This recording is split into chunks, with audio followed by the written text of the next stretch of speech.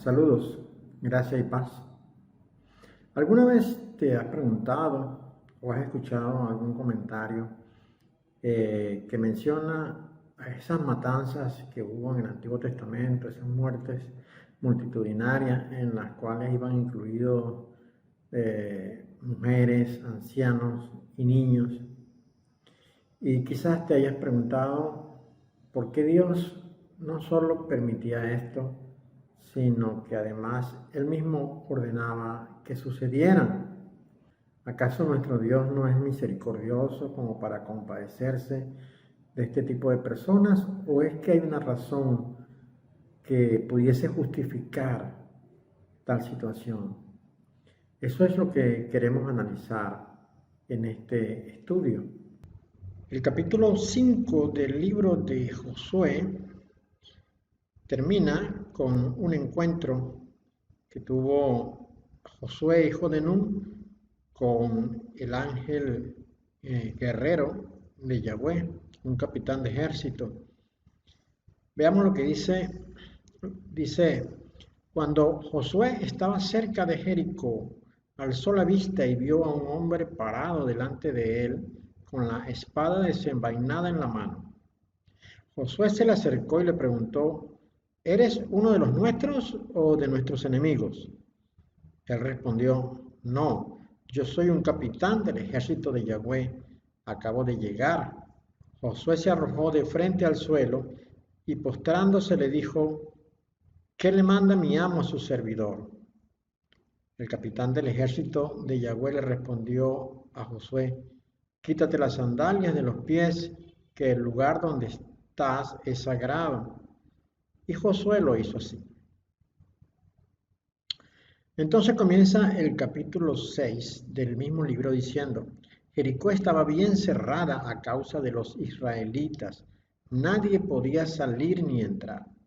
Yahweh le dijo a Josué, mira, voy a entregar a Jericó y a su rey y a sus guerreros en tus manos. Que todas tus tropas marchen alrededor de la ciudad y completen un circuito de la ciudad. Haz esto por 6 días. Luego, busquemos un poco más adelante. Dice el versículo 15, al séptimo día madrugaron al amanecer y marcharon alrededor de la ciudad de la misma manera 7 veces. Ese fue el único día que marcharon alrededor de la ciudad 7 veces. A la séptima vuelta, mientras tocaban los cuernos los sacerdotes, Yahshua, o sea Josué, le ordenó al pueblo, griten que Yahweh les ha entregado la ciudad. La ciudad con todo lo que hay en ella debe ser proscrita para Yahweh. Solamente a Rahab, la ramera, hay que perdonar y a todos los que estén con ella en su casa, porque ella escondió a los mensajeros que enviamos. Pero tienen que cuidarse de aquello que esté proscrito. Si cogen algo de lo que está proscrito, harán que el campamento de Israel quede proscrito. Traerán calamidad sobre él. El 6:20 dice, de modo que el pueblo gritó cuando se sonaron los cuernos. Cuando el pueblo oyó el sonido de los cuernos, todos soltaron un fuerte grito y la muralla se desplomó. El pueblo se apresuró a entrar en la ciudad, cada hombre directamente hacia el frente, y capturaron la ciudad. Exterminaron todo lo que había en la ciudad con la espada, hombre, mujer, joven y viejo, buey y oveja y asno. Pero Josué les encargó a los 2 hombres que habían espiado la tierra, vayan a la casa de la ramera y saquen a la mujer con todo lo que le pertenezca, como le juraron. Acá dice claramente que fueron muertos todos los que estaban en Jericó, excepto Rahab, quien había guardado a los 2 mensajeros, los había protegido y había mentido a los guardias que lo fueron buscando para protegerles, para que pudieran escapar con bien. Por esta razón, ella fue guardada y todos los que estaban en su casa. Pero el resto de la ciudad fue exterminado. Y dice así, vamos a repetirlo. y exterminaron todo lo que había en la ciudad con la espada, hombre, mujer, joven y viejo, buey y oveja, y asno. Todo fue exterminado. Resulta sorprendente, ¿verdad?, que esto haya sucedido, pues quizás esperábamos nosotros que hubiese misericordia para las mujeres, para los niños, para los ancianos, mas no fue así. Ahora leamos un poco de la historia de Jericó, un poco de la historia secular, para informarnos cuáles son los antecedentes de esta ciudad y qué fue lo que el Señor Dios consideró a la hora de dar su instrucción de tomar Jericó. Jericó, esto que voy a leer ahora es tomado de Wikipedia. Jericó en hebreo, Jericó, es una ciudad situada en Cisjordania, cerca del río Jordán en Palestina. Los hallazgos arqueológicos de esta ciudad cananea demuestran que se edificó hace más de 10.000 años.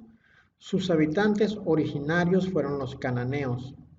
Jericó está mencionada en los textos bíblicos y situada a orilla del río Jordán, ubicada en la parte inferior de la cuesta que conduce a la montañosa meseta de Judá, a unos 8 kilómetros de la costa septentrional de la cuenca seca del Mar Muerto, a casi 240 metros por debajo del nivel del mar Mediterráneo y aproximadamente a 27 kilómetros de Jerusalén.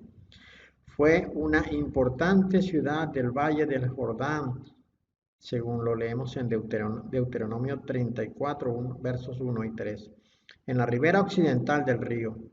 En una época, la ciudad fue conocida como la ciudad de las palmeras. Esto aparece en Deuteronomio 34:3, Jueces 3:13. La primera mención en las escrituras se da en relación al campamento de los israelitas en Sittim, números 22:1, 26:3. Aquí hay dos cosas interesantes que hay que resaltar para entender el contexto de lo que sucedió en Jericó. La primera cosa que es importante mencionar es que sus registros históricos muestran que la ciudad tenía o tiene por lo menos 10.000 años de fundada.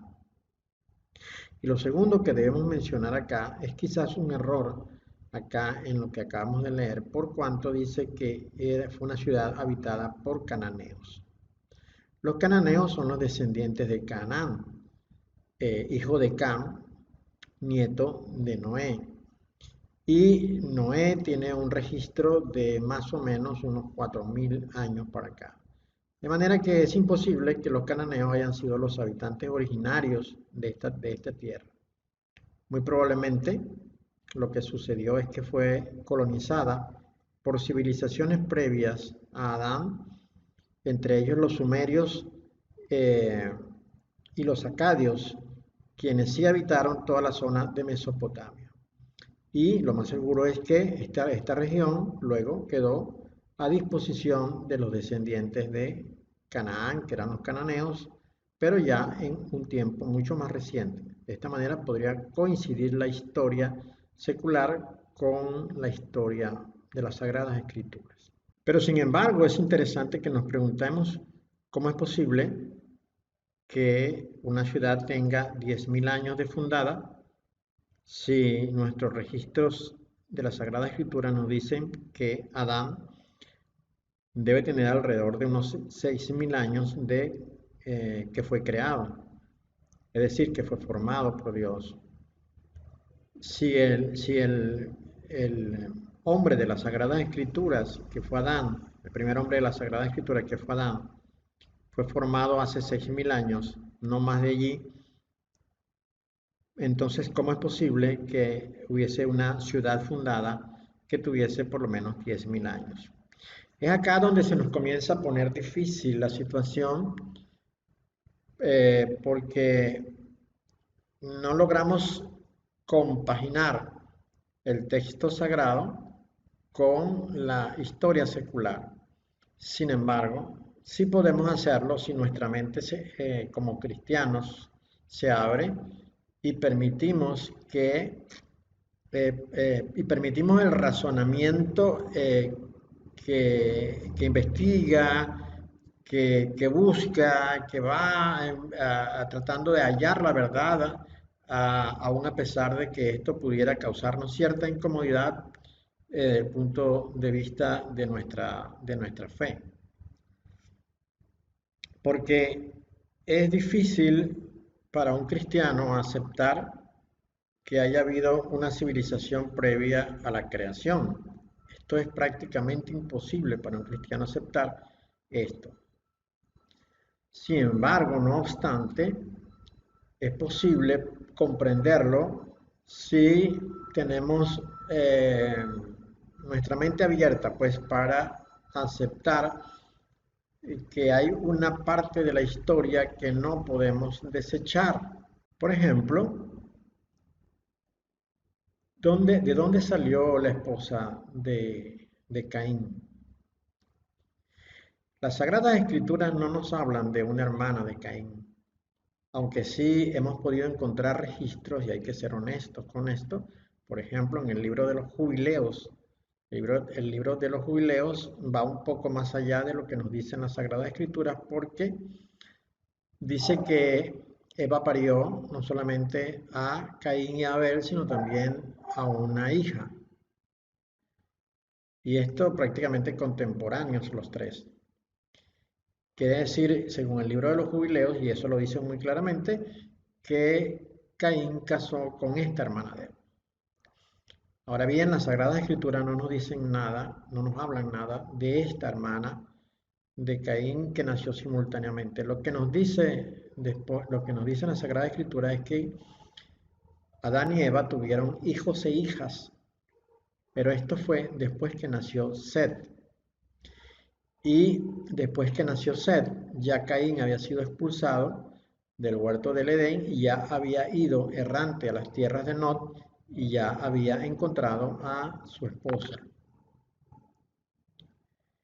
Ocurre entonces que Caín encontró esposa cuando estaba viajando como nómada debido a la expulsión que había sufrido. Entonces, ¿qué fue lo que pasó en la tierra? ¿Por qué dice que había una civilización que tenía 10.000 años? Siendo que el registro más antiguo de Adán podría tener unos 6.000 años o un poco más. Quizás 6.005 años, no más de allí. Bueno, esto quizás sea la razón por la cual ocurren los eventos que ocurren en la tierra que nosotros a veces no logramos entender. Vamos a ir a la primera carta de Samuel, capítulo 15, versículos 1 y 3. Acá se nos dice lo siguiente: Shemuel, que es Samuel, el profeta, le dijo a Shaul, que es Saúl: yo soy el que envió Yahweh para ungirte Melech, o sea, rey, sobre su pueblo Israel. Por lo tanto, escucha el mandato de Yahweh. Así dice Yahweh Sebaot: estoy exigiendo el castigo por lo que le hizo Amalek a Israel, por el asalto que les hizo en el camino cuando subían de Mitzraim, o sea, de Egipto. Y le da la siguiente orden: ahora ve, ataca a Amalek y proscribe todo lo que le pertenezca. No perdones a ninguno, sino mata por igual a hombres y mujeres, infantes y lactantes, bueyes y ovejas, camellos y asnos. Saúl convocó las tropas y les pasó lista en Telaim 200.000 hombres de a pie y 10.000 hombres de Judá. Entonces Saúl avanzó hasta la ciudad de Amalek y se puso a esperar en el valle. Saúl les dijo a los kenitas: vengan, retírense enseguida de entre los amalequitas, para que yo no los destruya a ustedes junto con ellos, porque ustedes les mostraron bondad a todos los israelitas cuando salían de Egipto. Así que los kenitas se retiraron de los amalequitas. Saúl destruyó a Amalek desde Hawilah por todo el camino hasta Shur, que queda cerca de Mizraim, Egipto, y capturó vivo a Agag, el rey de Amalek. Proscribió a todo el pueblo, pasándolos a espada. Pero Saúl y las tropas perdonaron a Agag y lo mejor de las ovejas, los bueyes, los cebados, los corderos y todo lo demás que era de valor. No quisieron proscribirlos, proscribieron solamente lo que era feo y sin valor. El resto de la historia, que es una desaprobación a esta decisión de Saúl, no conviene en este momento estudiarla. Aquí lo que interesa y lo que estamos enfocados en este momento es a averiguar por qué razón ocurrían estas matanzas y por qué nuestro Dios las avalaba. Y acá hemos leído muy claramente que dice, ahora ve, ataca a Amalek y proscribe todo lo que le pertenezca. No perdones a ninguno, sino mata por igual a hombres y mujeres, infantes y lactantes, bueyes y ovejas, camellos y asnos. Mucha gente se atreve a juzgar a Dios por esta situación y Satanás ha aprovechado textos como estos para inducir en el mundo entero la matriz de opinión de que Dios es sanguinario y que Dios es asesino. Pero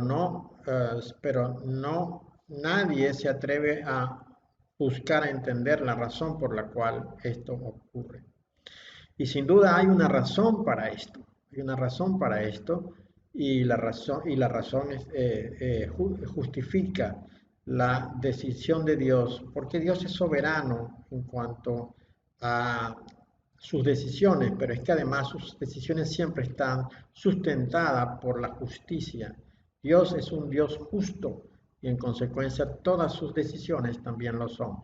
Sin embargo, en este momento queremos mostrarles a todos la razón técnica por la cual Dios ordenó que tales cosas sucedieran. Acá en lo que acabamos de leer con relación a esta instrucción que le dio Samuel a Saúl de arrasar por completo al pueblo de Amalek sin dejar a nadie vivo, ni a hombres, ni mujeres, ni a niños, ni a bebés. Todo debía ser eliminado. Y hay una razón para esto, hay una razón fundamental para esto. Dios lo hizo con justicia. Lo que Dios mandó hacer acá fue hecho con justicia, fue justo. Veamos un evento que todos conocemos y que aparece en el capítulo 17 del libro de Éxodo. Veamos. En este capítulo leemos de esta manera. Partiendo del Midbar de Sin, toda la comunidad israelita continuó por etapas según mandaba Yahweh. Acamparon en Refidim y no había agua para que el pueblo bebiera. Entonces el pueblo se puso a protestarle a Moisés diciendo, danos agua para beber. Y Moisés le respondió, ¿por qué me reclaman a mí? ¿Por qué ponen a prueba a Yahweh? Pero el pueblo padeció sed allí por falta de agua y la gente se quejaba contra Moisés y decía, ¿para qué nos hiciste salir de Egipto? Para matarnos de sed a nosotros y a nuestros hijos y a nuestros animales. Moisés clamó a Yahweh y dijo, ¿qué voy a hacer con este pueblo? Un poco más y me apedrean.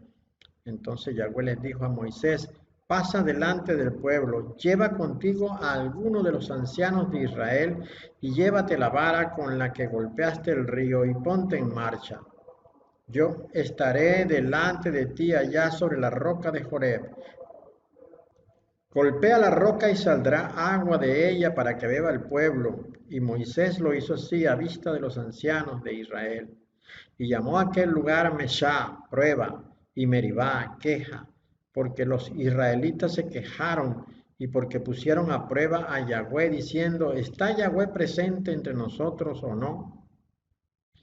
Amalek, dice el verso 8, vino a pelear contra Israel en Refidim. Moisés le dijo a Josué, escógenos algunos hombres y sal a la batalla contra Amalek. Mañana yo me situaré en lo alto de la colina con la vara de Elohe, o sea, del Dios en la mano. Yahshua hizo como le dijo Moisés y peleó contra Amalek, mientras Moshe, Aarón y Hur subieron a lo alto de la colina.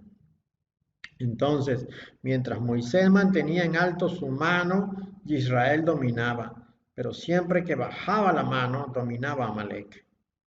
Pero a Moisés se le cansaron los brazos, así que tomaron una piedra y se la pusieron debajo para que se sentara en ella, mientras Aarón y Hur, uno a cada lado, le sostenían los brazos. De esta manera sus brazos permanecían firmes hasta la puesta del sol. Y Josué arrasó al pueblo de Amalek con la espada. Entonces Yahweh dijo a Moisés, escribe esto en un documento como memorial y léeselo en voz alta a Josué. Yo eliminaré totalmente de esta tierra el recuerdo de Amalek. Y Moisés edificó un altar y lo llamó Yahweh Nisi.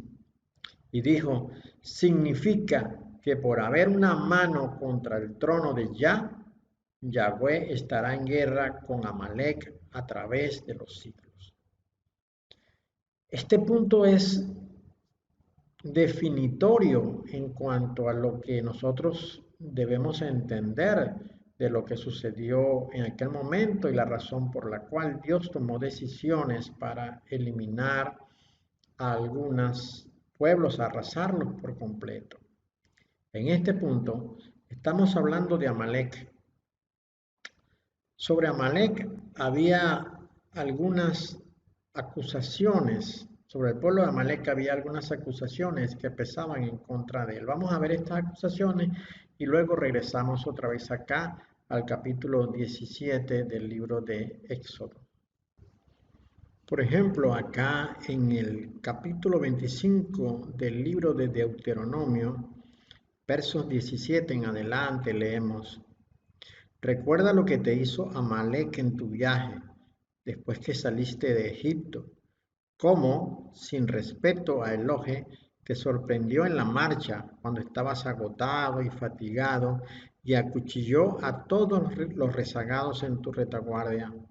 Por lo tanto, cuando Yahweh tu Elohe te conceda estar a salvo de todos tus enemigos a tu alrededor en la tierra que Yahweh tu Elohe te está dando como porción hereditaria, deberás eliminar el recuerdo de Amalek de debajo del cielo.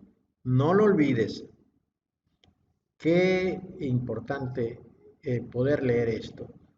Qué importante tener las Sagradas Escrituras que nos permiten conocer la verdad de lo que ha sucedido, de lo que ha sucedido en el mundo y poder comprobar con testimonios muy claros y verdaderos lo valedero de los hechos y las circunstancias que ocurrieron en el mundo y cómo certifican que cualquier decisión que Dios haya tomado es completamente justa.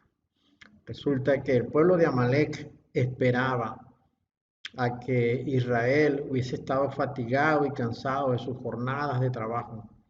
Y cuando regresaban, entonces ellos, escondidos, agazapados en una emboscada artera, atacaban a los trabajadores de Israel y los acuchillaban por la espalda, causando un gravísimo asesinato.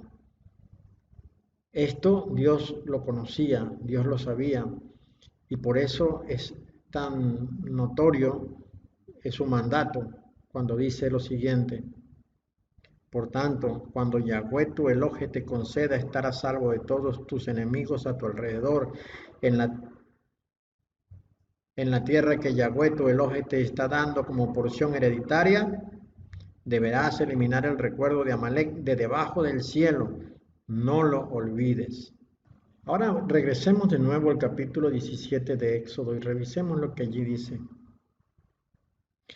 En el versículo 16 dice, significa que por haber una mano contra el trono de Yahweh estará en guerra con Amalek a través de los siglos. Acá tenemos que entender lo que es un lenguaje de doble referencia o de doble cumplimiento.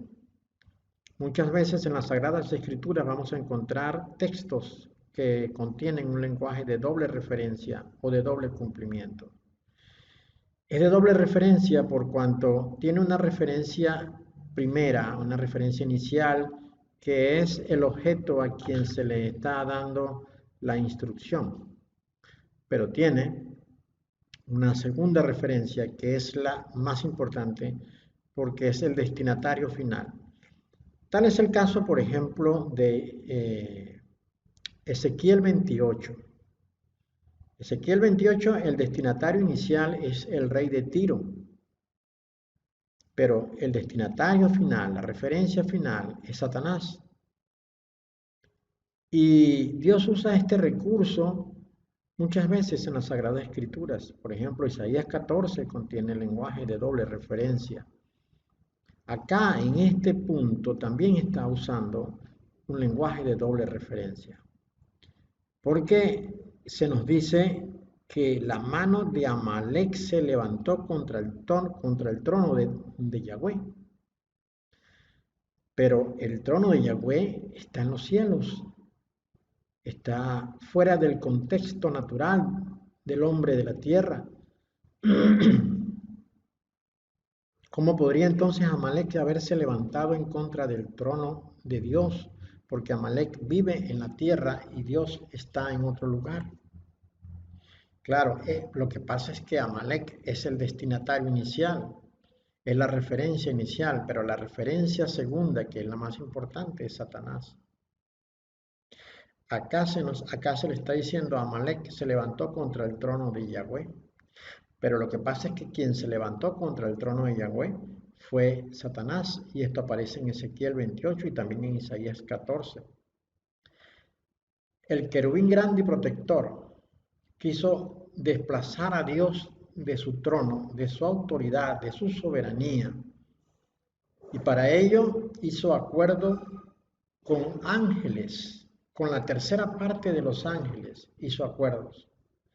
Y entonces se rebelaron, se amotinaron en contra de Dios y se entabló una guerra tremenda en los cielos. Los ángeles de Dios en contra de los ángeles del diablo. Aquellos querían arrebatarle a Dios la autoridad y el poder sobre todo lo creado. Pero dice la palabra de Dios que ellos no prevalecieron. Vamos a ir un momento a Apocalipsis 12 para entender esto. El versículo 7 del capítulo 12 de Apocalipsis dice: entonces hubo guerra en el Shamaim, o sea, en el cielo. Fíjense lo que estamos hablando. Estamos hablando de ese momento, cuando los ángeles que acordaron con Satanás, es decir, con el querubín grande y protector, se levantaron en contra de los ángeles que defendían el lugar de Dios. Dice, hubo una guerra en el cielo. El arcángel Micael, que es Miguel, y sus malajín, sus ángeles subordinados celestiales, combatieron contra el dragón. Y el dragón y sus ángeles celestiales lucharon. Luego el verso 8 nos dice, y el dragón no prevaleció, ni su lugar fue más hallado en el cielo. Dice, fue lanzado fuera aquel gran dragón, esa cabeza de serpiente llamado aquel Karsá y Satán, el cual engaña al Olam Hasé, es decir, al mundo entero. Fue arrojado en el Olam, en el mundo, y sus malajín celestiales rebeldes fueron arrojados con él. Luego, ¿qué es lo que sucede acá? Vamos a ir un poco más abajo. Dice el versículo 13, cuando el dragón vio que había sido arrojado al Olam, persiguió a la mujer que había dado a luz al hijo varón. Le fueron dadas a la mujer 2 alas del gran águila para que de la presencia de la serpiente volase al desierto, a su lugar, donde es mantenida por un tiempo y tiempos y la mitad de un tiempo. La serpiente arrojó de su boca tras la mujer agua como un río para hacer que fuera arrebatada por la corriente. La tierra ayudó a la mujer y la tierra abrió su boca y tragó la corriente que el dragón había arrojado fuera de su boca. El verso 17 dice, entonces el dragón se llenó de ira contra la mujer y se fue a hacer la guerra contra el resto de la descendencia de ella, los que guardan los mandamientos de Dios y tienen el testimonio de Yahshua, el ungido. Entonces encontramos algo interesante acá. Dice, la porción que acabamos de leer dice que se produjo una guerra en los cielos y los ángeles de Dios ganaron y expulsaron de aquel lugar al diablo, ¿verdad? El diablo fue enviado a la tierra, descendió a la tierra y estando en la tierra envió contra la mujer que acababa de dar al hijo, envió un río, una corriente, dice la palabra de Dios. Todo esto tenemos que interpretarlo porque todo esto es cierto, es real, es verdadero y está arropado, envuelto en un manto de simbolismo. El dragón fue enviado a la tierra y por eso se construyó, se creó esta tierra y este universo para recibirle a él. Fue enviado a la tierra, habitó la tierra. La mujer acá podría ser confundida con María porque ella fue la que quedó embarazada y tuvo al hijo varón que es Yeshua. Sin embargo, tal parece que esta mujer no es solamente María, sino que además es la promesa de Dios. Es la promesa de Dios a todos los que creen en Él. Dice la Sagrada Escritura que Satanás envió una corriente contra la mujer. Esta corriente también está envuelta dentro de ese lenguaje metafórico y simbólico, pero que a la vez es real y es fidedigno. Esta corriente como un río que envió Satanás contra la mujer, es una generación, es un linaje, es un grupo de personas alineadas que van en contra de un propósito de Dios, van en contra de una promesa de Dios, quieren desbaratar todo lo que signifique Dios aquí en la tierra. Ese linaje, esa raza, esa descendencia fue la que se originó en el huerto del Edén, pero además que la del huerto del Edén fue soportada, apoyada por una descendencia previa que había sobre la tierra. Cuando Caín salió del huerto, se encontró con una mujer que no era su hermana, era una mujer que ya existía sobre la tierra, que formaba parte de una sociedad, que formaba parte de una humanidad que ya estaba sobre la tierra. Y cuando Caín sale se encuentra con esta mujer y entre los dos forman un linaje, una descendencia. Pero Caín no era hijo de Adán, Caín era hijo de Satanás y fue producto de una infidelidad en el huerto, una infidelidad de la cual Eva no estaba consciente porque Eva fue engañada, pero sin embargo pasó lo que pasó. Hubo dos concepciones en un mismo embarazo, la de Caín y la de Abel. Nació Caín y Caín por instrucción de su papá Satanás mató a Abel porque su papá es asesino. Y le instruyó cómo matar a su medio hermano, Abel, lo mató. Y entonces de la relación de Caín con esta mujer que estaba sobre la tierra nació una descendencia. Y esa descendencia es precisamente la que se simboliza en el capítulo 12 de Apocalipsis como un río que sale de la culebra y va hacia la mujer para matarla. Esta descendencia es la que tenía más de 10.000 años de estar sobre la tierra, se venía desarrollando sobre la tierra. Y fue la que encontró Caín cuando salió de nómada y en su peregrinaje halló una humanidad sobre la tierra.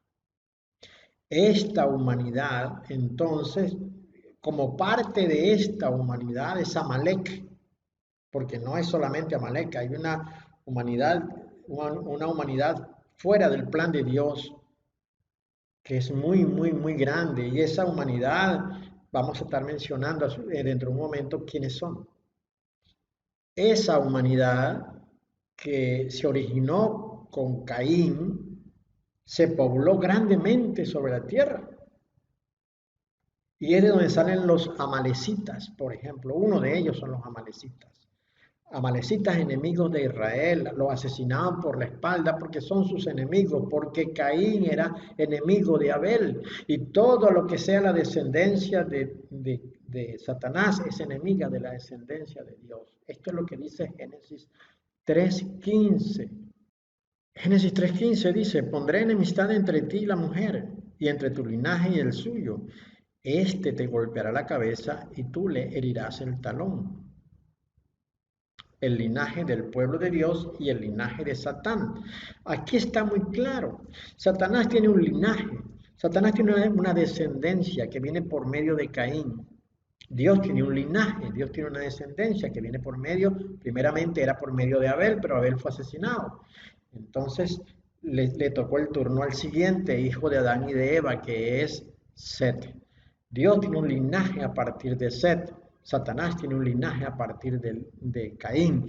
Y esos linajes está profetizado acá en 3:15, donde dice que habrá enemistad entre ti y la mujer. Aquí se puede confundir que la mujer es Eva, así como allá nos podemos confundir que la mujer es María, pero ciertamente esta mujer es la promesa de que Dios protegerá lo suyo, de que Dios guardará lo suyo, de que Dios tiene un pacto con lo suyo, de que Dios va a llevar a los suyos al lugar seguro. Es la promesa. Entonces de la mujer viene la promesa. La promesa es el Señor Yeshua, por medio del cual hay salvación. Por medio de él hay salvación y esta es la promesa.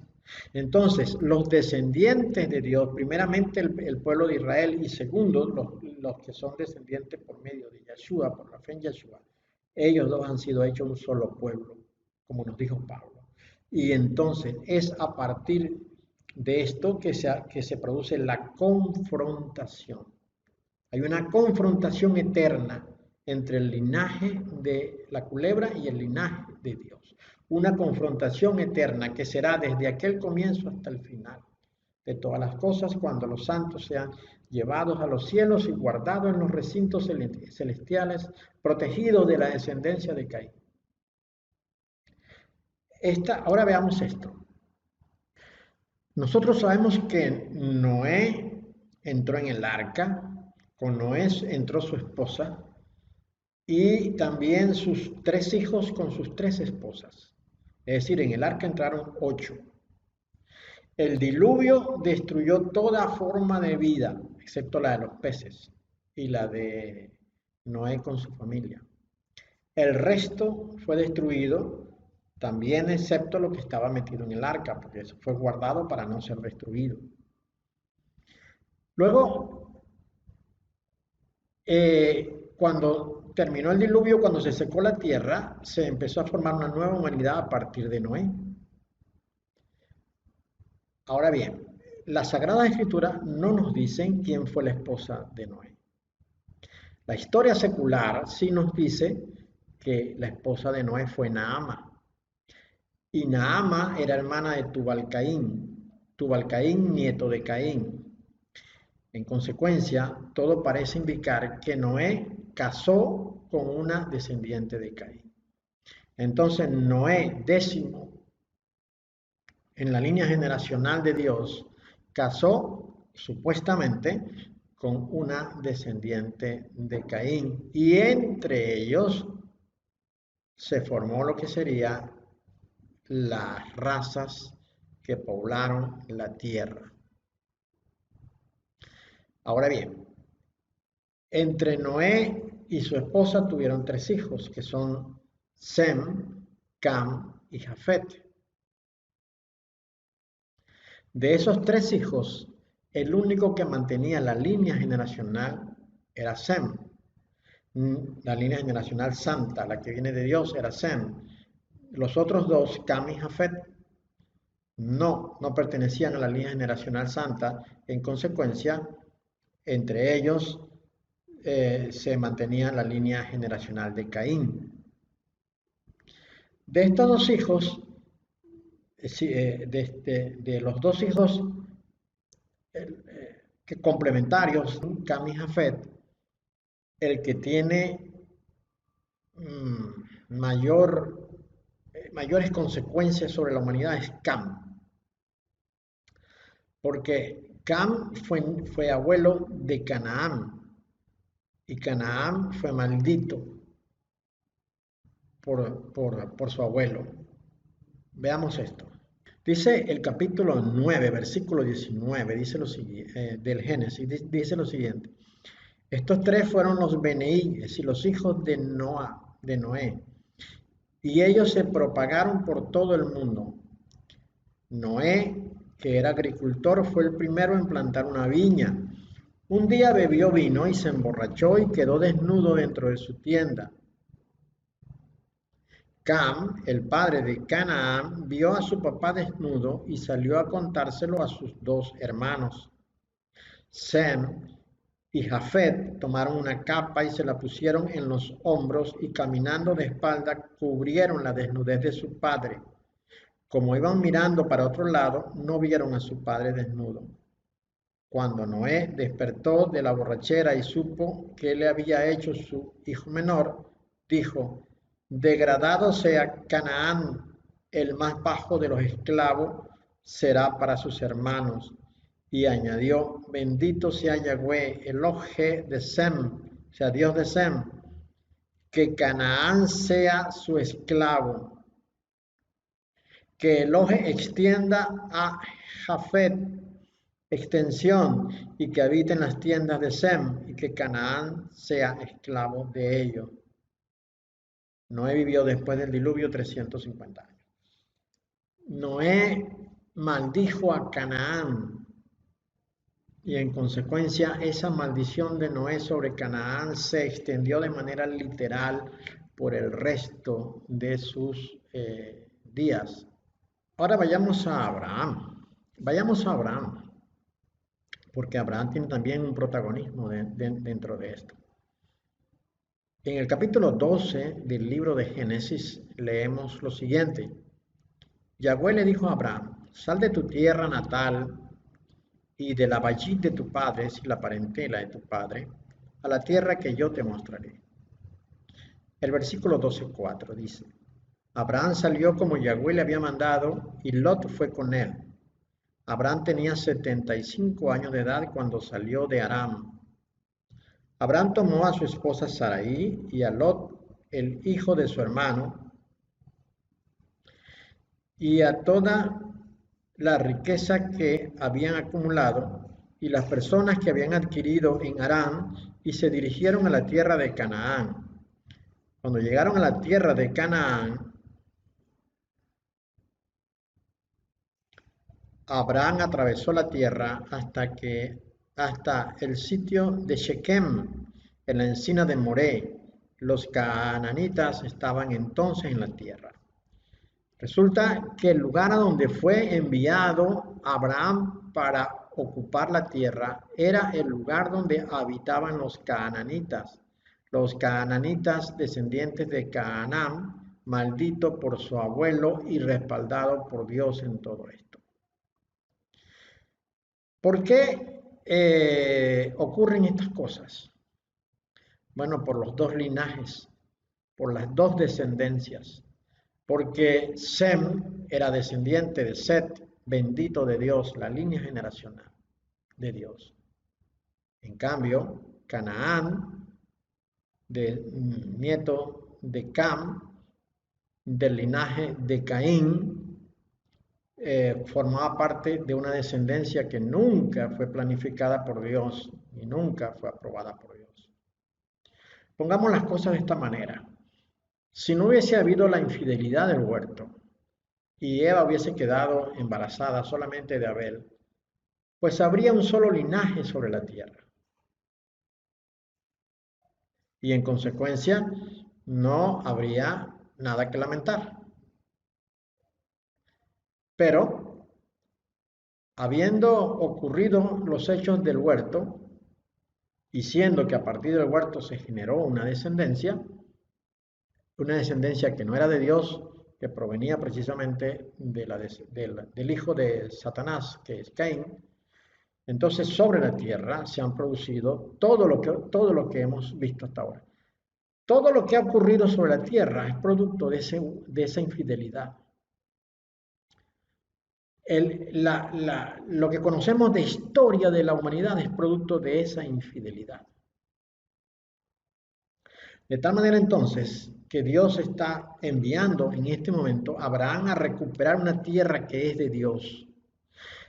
La tierra de Canaán, donde está ubicada Jerusalén, que es precisamente el lugar que Dios ha querido siempre que ocupe su descendencia, estaba ocupado por la descendencia de Satanás, por Canaán, descendiente de Satanás a través de Caín. Entonces, Dios iba a recuperar la tierra. Y las Sagradas Escrituras nos dicen quiénes están ocupando esa tierra, que eran los canaanitas. En este plano podemos ver cómo estaba distribuida la tierra en aquel momento cuando Dios pretende recuperarla. Resulta que Abraham no pudo recuperar la tierra en aquel momento. Llegó, pero ahí estaban los cananeos. Luego, nosotros conocemos los hechos que vinieron posteriormente. Sabemos que de Abraham vinieron los patriarcas, que son Isaac y Jacob. De Jacob se generó una gran nación, que son los hebreos que habitaron en Egipto. Y estando en Egipto, Dios llamó a Moisés y le dio instrucciones a Moisés para que sacara a Israel de Egipto y lo llevara a la tierra que él le había prometido a Abraham. Todavía estaba en el corazón de Dios recuperar su tierra, la tierra que le pertenece a Dios. Y Moisés salió con el pueblo, y ya nosotros conocemos los eventos extraordinarios que ocurrieron para la salida de Israel de Egipto. Caminaron 40 años por el desierto. ¿Por qué? Porque en ese evento que ya leímos hace un tiempo atrás, hace un rato atrás, leímos del capítulo 17 de Éxodo, ellos se quejaron en contra de Dios porque no tenían agua, porque querían volver a Egipto, porque para qué los sacaron para morir en el desierto, que mejor se quedaban allá. Bueno, se quejaron en contra de Dios. Y Dios tomó la decisión entonces de que ellos no entrarían en la tierra que Dios les había prometido. Pero Dios tenía que esperar que todos murieran, que toda esa generación muriera. Y toda esa generación murió en el desierto. Fue la generación siguiente, la que nació en el desierto, la que entró en la tierra prometida. Y entonces acá tenemos un evento muy interesante, que es cuando a Moisés se le autoriza mirar la tierra desde lejos. No la pisó, en aquel momento no la pisó, sino la miró desde lejos. Veamos. En el capítulo 32 del libro de Deuteronomio leemos a partir de allí lo siguiente.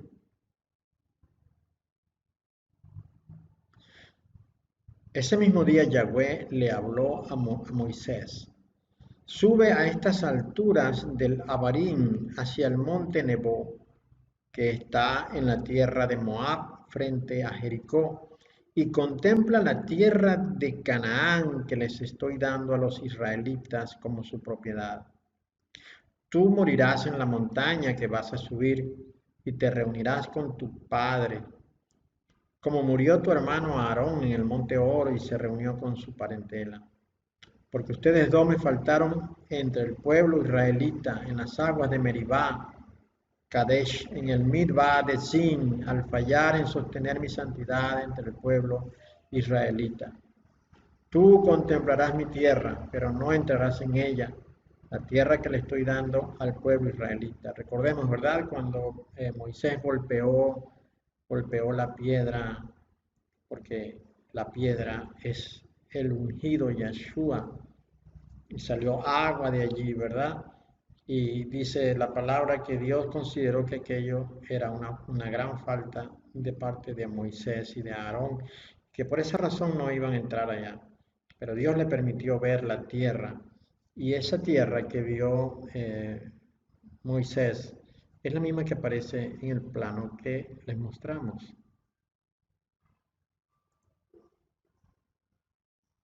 Este que está acá, este es el monte Nebo, y acá se paró Moisés y vio Jericó, ¿verdad? Y podía ver también Jerusalén que está acá. Lo pudo ver, pero él no fue el que entró. El que entró fue Josué. Entonces, la labor encomendada a Moisés la cumplió Josué. Ahora vamos a ver quiénes estaban en esa tierra que Dios le estaba entregando a Josué. En el capítulo 1 del libro de Jueces dice: combatieron los hijos de Judá a Jerusalén y la tomaron, y pasaron a sus habitantes a filo de espada, y pusieron fuego a la ciudad. Después los hijos de Judá descendieron para pelear contra el cananeo, que habitaba en las montañas en el Negev y en los llanos. Y marchó Judá contra el cananeo que habitaba en Hebrón, la cual se llamaba antes Kiriat Arba, e hirieron a Sesai, a Aimán y a Talmai. Como podemos ver acá, este territorio estaba ocupado por los cananitas, que son esta región que está por acá.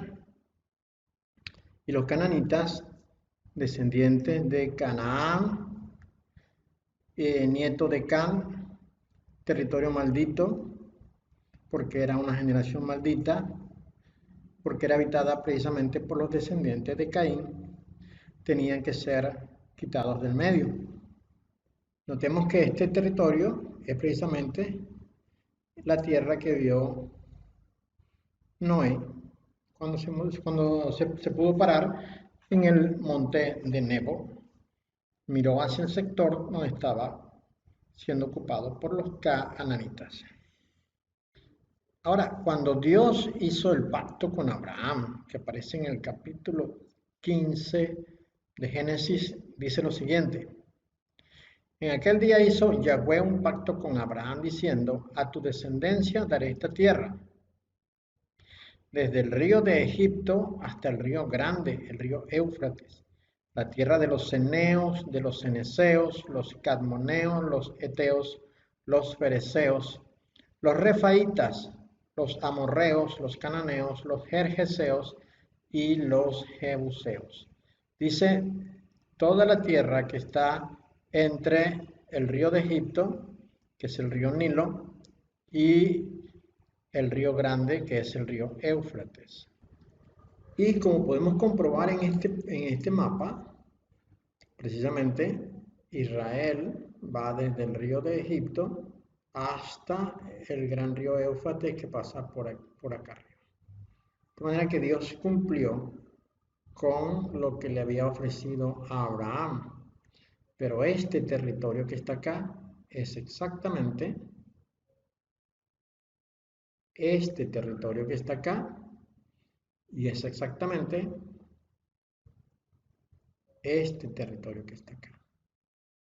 De manera que lo que Dios le prometió a Abraham, cuando le dijo, sal de tu tierra, de tu parentela, y ve a la tierra que yo te mostraré, y que luego trató de recuperarla con Moisés, y al final terminó siendo Josué el que la recuperaría, es precisamente la tierra que estaba siendo ocupada por los ceneos, los ceneseos, los cadmoneos, los eteos, los fereceos, los refaitas, los amorreos, los cananeos, los gergeseos, los jebuseos.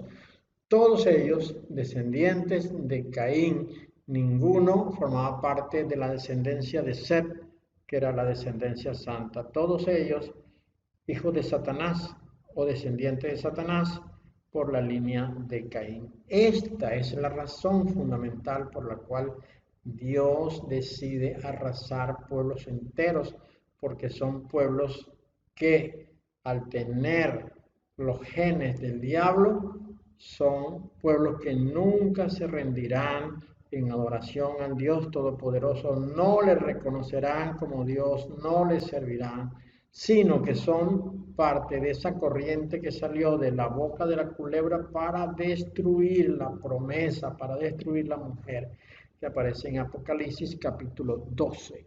Acá en Deuteronomio capítulo 7, versículo 1, dice lo siguiente: cuando Yahweh su Elohim los introduzca en la tierra en la cual van a entrar para poseerla, desalojará a muchas naciones delante de ustedes: los hetitas, los girgashitas, los emoritas, los kenaanitas, los perecitas, los higuitas, los jebusitas, 7 naciones mucho más grandes que tú. Y cuando Yahweh tu Elohim te las entregue y tú las derrotes, debes destinarlas a la destrucción.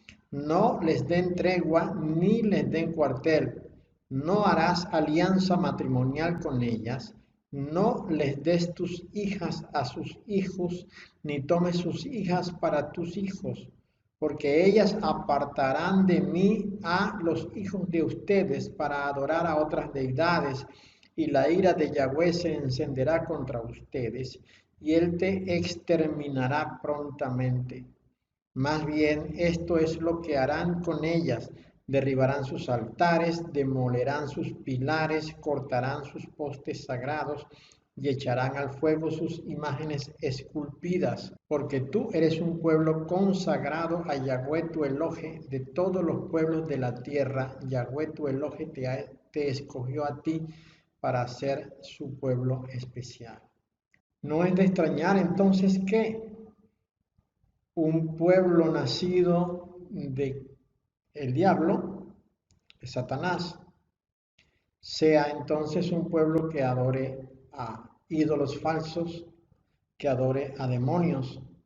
Y esta es la razón por la cual Dios no quiere que su descendencia, que su linaje se junte con el linaje de Satanás, porque sabe Dios que el día que eso pase, entonces podrían ser contaminados de los usos y las prácticas de los descendientes del diablo. Esta es la razón por la cual Dios mandaba a exterminar por completo. Aunque duela mucho que hayan sido asesinados bebés, este exterminio era necesario porque ninguna de esa descendencia provenía de Dios, y en consecuencia nunca adoraría a Dios con todo su corazón, sino su adoración iba dirigida a Satanás. Por esta razón Dios los mandó a eliminar. Así pues que en este tiempo que vivimos ahora, hay muchos descendientes de Caín entre nosotros. Todavía esa corriente que soltó la culebra de su boca está aún vigente y está actuando y trabajando en el mundo para la destrucción de la mujer, es decir, de la promesa, para que no quede ningún recuerdo, ningún rastro de Dios ni de su Hijo, nuestro amado Salvador, Yahshua el ungido. Siempre los hijos de Dios debemos estar preparados para destruir desde el punto de vista de las prácticas humanas a la descendencia de la culebra. No podemos hacer amistad con ella porque ellos son malos por naturaleza y ellos procuran siempre el mal. No sabemos distinguirlo, ciertamente, pero cuando podemos detectar que hay maldad en alguno que nos está llevando a apartarnos del Dios verdadero, entonces debemos salir de allí. Sal de allí por lo mío, le dice aún el Señor a los suyos con relación a Babilonia, porque Babilonia es precisamente el centro de adoración de Satanás. Recuerda, ya estamos en los tiempos finales ya. La semana 70 está en progreso, estamos en dolores de parto, en dolores de alumbramiento, principio de dolores, dijo el Señor. Pronto vendrá el parto, el alumbramiento, que es la venida del Señor Yeshua, pero antes que esto ocurra, habrá de ocurrir la gran tribulación. Recuerda, todavía Dios tiene su promesa vigente de hacer la paz con Él mediante su Hijo Yeshua. Es el tiempo de recibir al Señor, es el tiempo de adorarle solo a Él, es el tiempo de tenerle como nuestro Salvador. Gracias por mirar este video hasta el final. Tómate un tiempo, ora al Señor de rodillas, pide perdón por tus pecados y vive una vida santa, porque solamente los que son nacidos de arriba podrán ver el reino de Dios. Dios te bendiga.